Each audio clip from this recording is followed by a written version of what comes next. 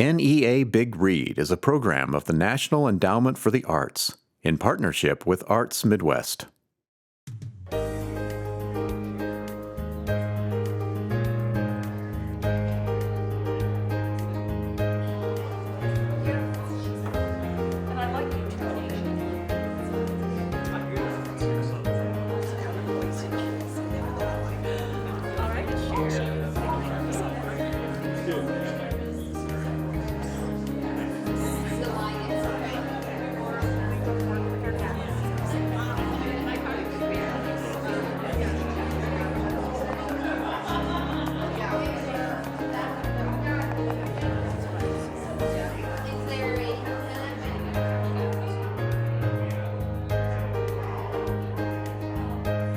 We're excited because tonight is the kickoff for the NEA Big Read Northeast Nebraska. The National Endowment for the Arts yearly has a grant opportunity for organizations to apply, and there are a lot of events planned from February 23rd with the kickoff through May 2nd when we wrap up. And in between those two dates, we have designed programming for people of all ages and all abilities.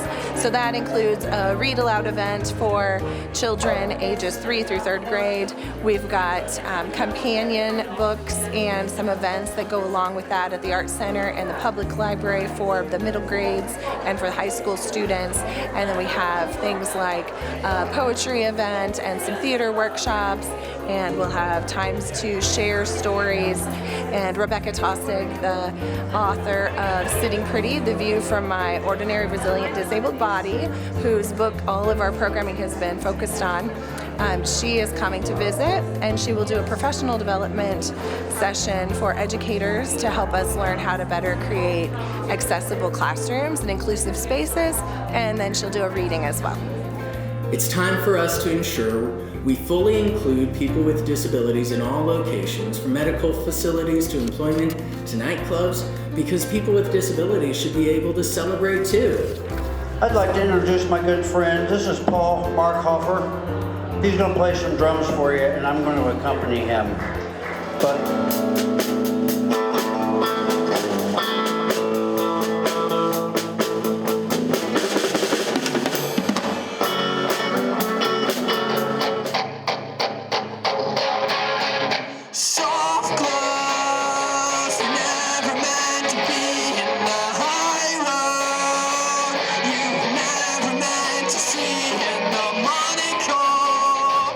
Thank you everyone for coming out tonight. I really appreciate you braving the cold. And we hope to see you at upcoming events. You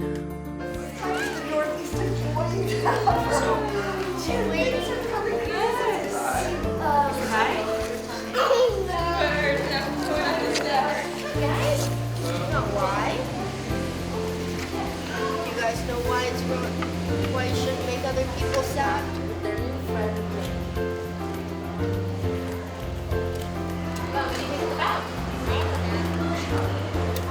And Sharky, what's a boat? Boat. But somebody else think those animal world cat. Does that mean anybody's wrong?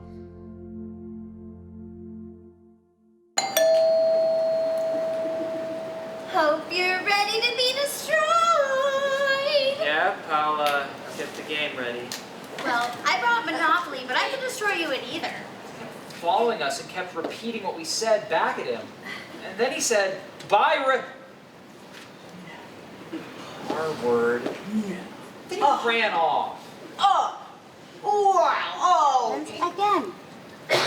We should tell your parents. No, they're already so overprotective of Jaden. Yeah, and we need something for in the moment. Parents aren't around all the time. We should tell your teachers. They were leaving school when it happened. You can make those agreements amongst yourselves.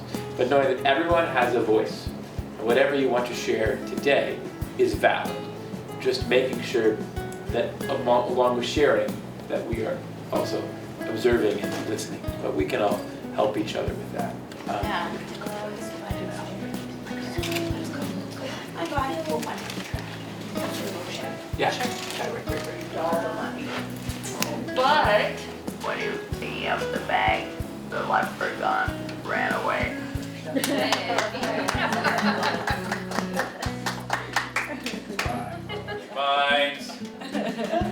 Fabulous. All right. So this is the house made of straw. We build it, we build it, we build it, we build it, we build. And all of a sudden, the littlest pig says, home, sweet home. Let's all say that. Home, sweet home. Fine.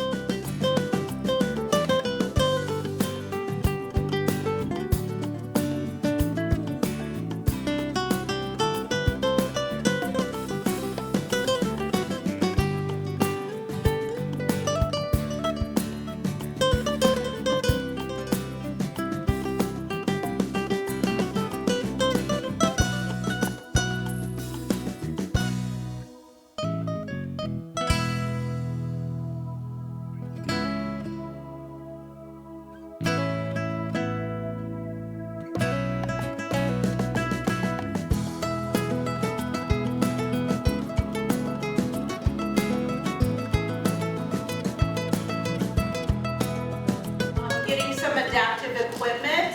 How do I do that? That is something we do. Something else that we do is equipment loan and rental. And the biggest one that we loan out is portable wheelchair ramps. Is that the hardest question? No, you find it yourself and you ask questions, and when they're told no, it's like hitting a roadblock or hitting a dead end and turning around. How exhausting is that? Good evening. My name is Jen Ippenson. I'm the Director of Library Services at Northeast Community College and the Program Director for the NEA Big Read that's going on in Northeast Nebraska right now. And I'm very excited to welcome you all to tonight's event. And you can find more about him at matt.midverse.com. Please welcome Matt Mason.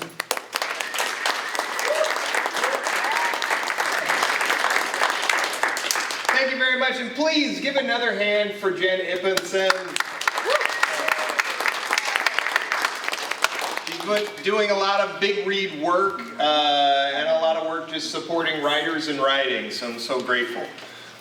We have 5 fantastic poets reading tonight.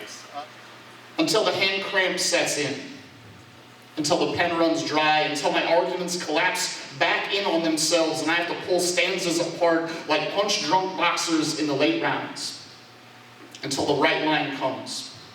Until I can't figure out where I want it to go, until I have to set the whole thing aside because maybe I haven't done enough work yet to be able to build this thing all the way.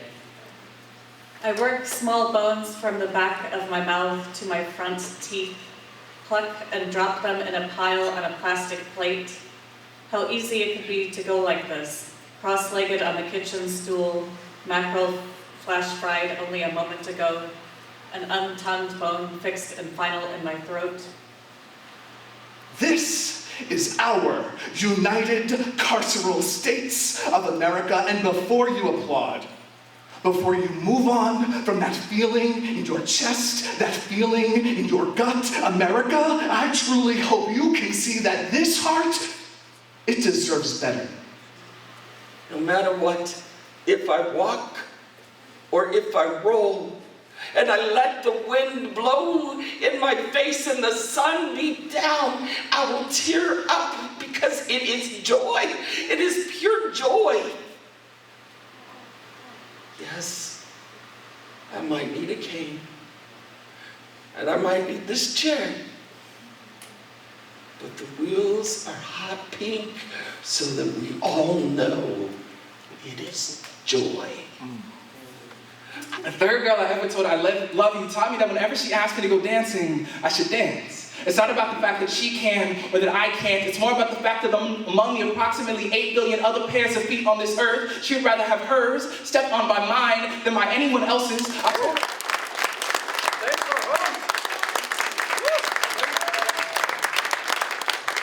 Hey, thanks again to Matt. He makes noise for him.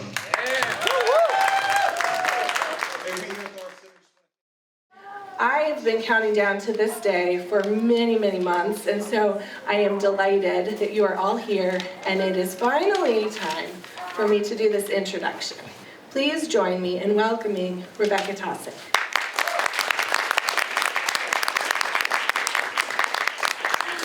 Thank you so much for being here. I have to say I've been like traveling to lots of different towns and talking about my book, and this one feels really special to me. I feel like I'm just like hearing all of the ways that you've been engaged this book and the themes of this book as a community, and the things you've been doing are so cool, and I know that so many people have put energy into that, and I just want to thank you for that from the bottom of my heart. I feel like right now, and even kind of just my whole trip here, feels like something I want to freeze and put into a snow globe that I can like show my younger self, right? Like, look at this cool town in Nebraska, and like the stories that they're reading and the conversations that they're having. And if there's one thing that I've learned through the experience of writing these stories in this book is that these stories are very personal to me, but I've learned that they're about so much more than me. That I think that there is something just deeply human about the experience of disability and writing about that experience, and I've been just surprised and by all of the ways that people connect to these stories or find value in these stories, and I think that there's a hunger for complicated, nuanced stories of disability and living in a human body. And so I just want to thank you for caring about these stories with me. And I'm going to read some to you tonight. Isn't it interesting to feel the most regal during the days of mud and clambering and scooting across the floor? I choreographed my own weird, passionate dances, wore frilly dress-up gowns around town, and pretended I was married to the prince. I felt talented and dreamed big.